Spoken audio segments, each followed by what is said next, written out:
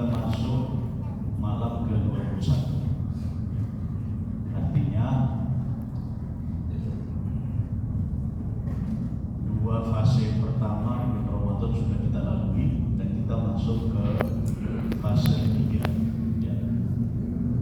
Kalau biasanya disebut fase pembinaan.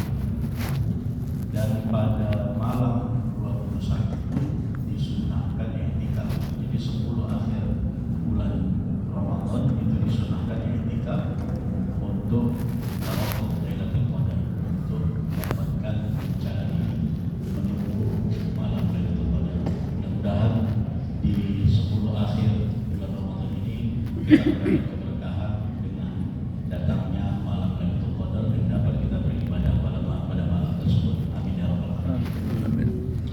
Bapak Ibu yang dirahmati Allah, kita semua berharap puasa kita baik, puasa kita sempurna, puasa kita terbebas, terhindar dari hal-hal yang merusak dan membatalkan puasa. Ada satu fenomena di bulan Ramadan yang kira-kira akan membuat puasa kita menjadi tidak sempurna. Fenomena apa itu? Yaitu fenomena satu gerombolan lelaki perempuan, muda mudi, remaja remaji, setiap selesai sholat subuh mereka bergerombol, ya. Ada yang bawa motor, ada yang naik sepeda, ada yang berjalan kaki. Mereka melakukan aktivitas yang namanya asmara subuh. Ini selalu ada di bulan Ramadan, tapi jarang terjadi di luar bulan Ramadan. Kenapa Ramadan kita harus diwarnai dengan asmara subuh yang konotasinya adalah negatif?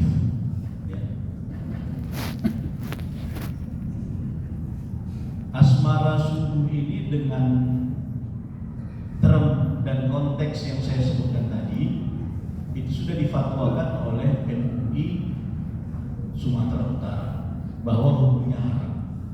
Jadi yang tidak boleh itu adalah laki-laki perempuan yang bukan mahram bergerombolan, berkumpul, pegang-pegangan, tak goceng-gocengan, ya. Kemudian melakukan aktivitas, ada yang pacaran, ada yang mojo nanti, ada yang pegangan, ada yang senggol-senggolan dan lain sebagainya, ya. Yang bukan mahram. Jadi kalau mahram tidak termasuk bagian daripada asmara subuh. Jadi kalau ada bapak, ibu, suami, istri, anak, cucu, kakek, nenek, itu tidak masuk bagian daripada kategori asmara subuh. Karena di dalam fatwa itu dijelaskan definisi asmara subuh. Bapak Ibu hadirin yang dirahmati Allah, apa kira-kira landasan MUI memfatwakan bahwa asmara subuh itu haram? Ya, paling tidak ada 5 hal yang menjadikan landasan untuk keharaman asmara subuh. Yang pertama, di dalam aktivitas asmara subuh itu diakui atau tidak diakui, pasti ada yang berpacaran. Diakui atau tidak diakui, memang sengaja ditunggu-tunggu dan mereka berjanji nanti habis sholat subuh kita jalan, ya. Atau paling tidak PDKT, ya. Nah, kalau pacaran ini mungkin Bapak Ibu menganggap biasa, padahal itu sudah dijelaskan oleh ulama. Ini bagian daripada ayat yang berbunyi la taqrabuz zina, jangan dekati zina.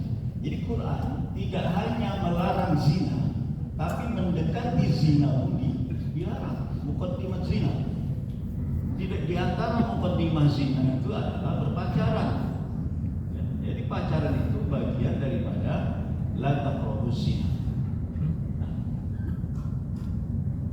oleh sebab itu, Bapak Ibu yang dirahmati Allah, ini sebetulnya tausiah ini lebih kepada muda-mudi, ya, lebih kepada adik-adik remaja, ya, supaya menghindari hal tersebut. Ya, ibu-ibu, bapak menyampaikan kepada anaknya, mana tahu anaknya ada sekarang di masjid ini, ya, sampaikan kepada anak kita bahwa ada fatwa MUI nomor 2 garis miring KF itu Komisi Fatwa garis miring MUI Sumatera Utara garis miring 5 garis miring 2017. Kenapa saya hafal? Karena saya termasuk yang membidani fatwa ini. Saya di Komisi Fatwa MUI Sumatera Utara, ya, sebagai wakil ketua Komisi Fatwa dan ketua komisi di MUI Kota Medan. Jadi saya ikut membidani fatwa ini. Ya. Ini yang pertama, la taqrabu zina innahu kana fahishatan wa sa'a sabila. Janganlah kau mendekati zina, sesungguhnya hal tersebut adalah fahisyah, perbuatan yang keji, ya. Wa sa'a sabila, dan jalan yang paling buruk, jalan paling jelek. Kalau pingin kali kawin, udah ngebet kali, udah pingin kali kawin, nggak usah dengan cara pacaran. Ada dalam Islam ada namanya ta'aruf.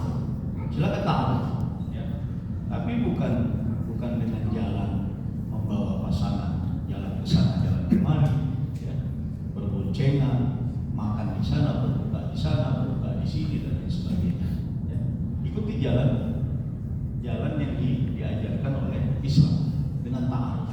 Ta'aruf itu, ya, bisa kita minta kakak kita yang laki-laki untuk memperhatikan, melihat kondisi calon perempuan, ya, yang dia sukai untuk dijadikan istri. Jadi bukan dia yang ta'aruf, tapi kakaknya, ya, atau ibunya atau bibinya, ya, untuk memperkenalkan ta'aruf, ya, mencari tahu tentang si anak perempuan tersebut.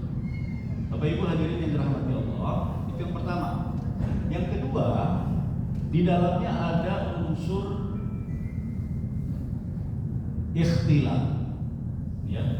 Ikhtilat itu, ya, adalah bercampur laki-laki perempuan yang bukan mahram dan tidak ada kepentingan yang darurat. Yang darurat itu misalnya ikhtilat laki-laki perempuan seperti kita ini untuk menuntut ilmu, untuk bersolat, untuk sholat berjamaah, untuk misalnya mendengarkan tausiah, untuk misalnya berselawat, ya, dan lain sebagainya. Yang itu adalah merupakan perbuatan baik.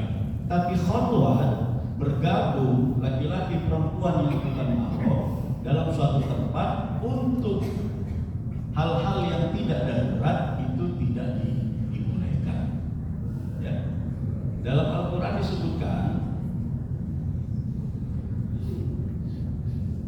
ya nisa an-nabi lastunna ka ahadin minan nisa ini taqaytunna fala takhda'na bil qawli fayatma'a alladhi fi qalbihi marad wa qulna qawlan karima. Ya, artinya, wahai perempuan-perempuan Nabi, kalian itu lastunna ka ahadin minan nisa, kalian itu bukan seperti nisa-nisa jahiliyah, bukan seperti perempuan-perempuan jahiliyah. Ini taqaytunna, kalau kalian bertakwa, fala takhda'na bil qawli, jangan kalian memanja-manjakan, mendayu-dayukan suara kalian. Fala takhda'na bil qawli, ya. Mendayu-dayukan suara saja bagi perempuan itu tidak boleh. Apa sebabnya? Fayatma'a alladhi fi qalbihi marad, maka lelaki yang ada di dalam hatinya penyakit, dia akan senang, dia akan suka, dia akan katakanlah birahi ketika mendengar perempuan-perempuan mendayu-dayu suara. Abang, mau kemana bang? Dan lain sebagainya. Pokoknya suara-suara yang membuat laki-laki terpesona, membuat laki-laki birahi, itu tidak boleh dilakukan. Apalagi, ya, berikhtilaf. Jadi itu memang tidak dibolehkan. Yang seharusnya apa yang dilakukan? Wa qulna qawlan karima.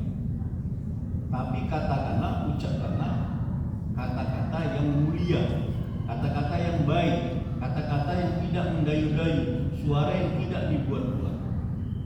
Nah, ini dia. Ya. Itu yang kedua. Dalamnya ada istilah. Di dalamnya ada khalwat. Khalwat itu apa? Khalwat itu berdua-duaan. Kalau tadi kan rame-rame, berkumpul laki-laki perempuan itu banyak. Kalau khalwat itu berdua-duaan aja. Berdua-duaan antara laki-laki dan perempuan, tidak ada mahram. Itu haram hukumnya. Hadisnya apa? Hadisnya la yakhluwanna rajulun bil ra'atin illa wa ma'aha zi mahrumin. Tidaklah seorang laki-laki berkhulwat dengan perempuan kecuali bersama perempuan itu ada mahram. Illa wa ma'aha dzu mahrumin. Entah adiknya dibawa, abangnya, ya, atau bapaknya, pokoknya mahram dia. Tapi kalau berdua-duaan saja, itu dalam hadis disebutkan fa inna tsalitsahuma syaitan. Yang ketiganya adalah syaitan. Pasti digoda oleh syaitan. Ya. Digoda oleh syaitan. Kesempatan itu, pegang tangannya. Kesempatan itu, ya. Belum tentu lagi kita bisa berdua-duaan sama dia. Nah, itulah dia. Kalau sudah berdua-duaan laki-laki perempuan tanpa ada mahram, yang ketiganya adalah syaitan. Kadang-kadang kita salah mengartikan kalau ada seseorang mengenai kawan pacaran, berarti aku setan, bukan? Ya, harusnya dia menasihati. Yang setan itu kalau benar-benar mereka berdua, pasti yang ketiganya itu ada setan yang menggoda. Ya, ada setan yang menggoda. Nah, sebab itu, ya, itu juga tidak dibolehkan. Ya. Jadi kan orang yang melakukan aktivitas asmara subuh, nanti ada sebagian itu mojo, dua orang agak kepinggir, ya. Nanti dua orang ada di sana, laki-laki perempuan, dua orang lagi di sana. Ya. Awalnya saja mereka berkumpul bersama-sama, jalan-jalan setelah subuh, tapi nanti akhirnya habis semua. Sebagian ke sana dua orang, sana dua orang, mojo di pohon sana dua orang, dan seterusnya. Ya. Belum lagi kalau yang naik motor, ya, luar biasa anak kita sekarang, Bapak Ibu sekalian. Kalau udah boncengan tuh, ya, kalah mesranya mamanya sama bapaknya. Ya, kayak dia udah kawin aja, pelukannya luar biasa. Ya, padahal itu masih laki-laki yang bukan mahram dia, masih pacar, belum tentu jadi suami, tapi udah mau dia dilakukan seperti itu. Ya, jadi adik-adik kami, ya, mudah-mudahan kalau di masjid ini tidak ada. Saya sangat yakin. Ya. Jadi untuk disampaikan oleh kita kepada orang lain di masjid ini, saya yakin untuk yang masjid ini tidak ada melakukan hal tersebut. Bapak Ibu hadirin yang dirahmati Allah, ya. Yang keempat, kalau tidak pacaran, tidak ikhtilat, ya, tidak berkhulwat, pasti ada sentuhan laki-laki dan perempuan. Jalan nanti tangannya, kadang-kadang sengaja disentuh, dipegang, tarik tangan perempuan, dan perempuan itu diam aja. Pikirnya kalau udah dipegang gitu, dia udah dianggap cantik gitu, dipegang sama dia. Padahal itu muru'ah, ya, nggak baik perempuan itu dipegang-pegang. Ya, makanya adik-adik semua saya yakin yang di sini, yang putri, nggak akan mau itu melakukan itu dan nggak akan mau ditarik tangannya untuk dipegang oleh orang yang bukan mahramnya. Ya. Nah, di dalam Al-Quran disebutkan wa idza sa'altumuhunna mata'an fas'aluhunna min wara'i hijabin. Ya. Kalau seorang laki-laki mau meminta sesuatu kepada perempuan, sa'altumuhunna mata'an fas'aluhunna, mintalah kepada mereka min wara'i hijab, dari belakang tirai. Sampai begitulah Islam mengajarkan, Al-Quran mengajarkan, ya. Bukan coel, dek pinjamlah Qurannya, bukan begitu. Di belakang tirai, ya. Begitu Quran mengajarkan. Nah, jadi Bapak Ibu hadirin hadirat, adik-adik kami semuanya, yang kita indahkanlah peraturan-peraturan Tuhan, terutama di bulan Ramadan, ya. Karena jangan sampai puasa Ramadan kita kita menjadi lusa, ya, berkurang pahalanya. Karena Nabi mengatakan apa? Kam min shaimin laisa lahu min siyamihi illa ju' wal 'atash. Berapa banyak orang yang berpuasa tidak mendapatkan apa-apa dari puasanya kecuali lapar dan dahaga. Pada waktu puasa dia memuji, puasa dia memaki, puasa dia menghina, puasa dia pacaran, puasa dia pegang-pegangan, puasa dia berkhulwat dan lain sebagainya. Hilang, habis pahala puasanya. Yang tinggal apa? Lapar dan dahaga. Itu yang dimaksud oleh hadis Nabi itu, ya. Illal ju' wal 'atash. Yang tinggal hanya lapar dan dahaga. Yang dapat hanya lapar dan dahaga. Pahala tidak dapat lagi. Habis pahalanya.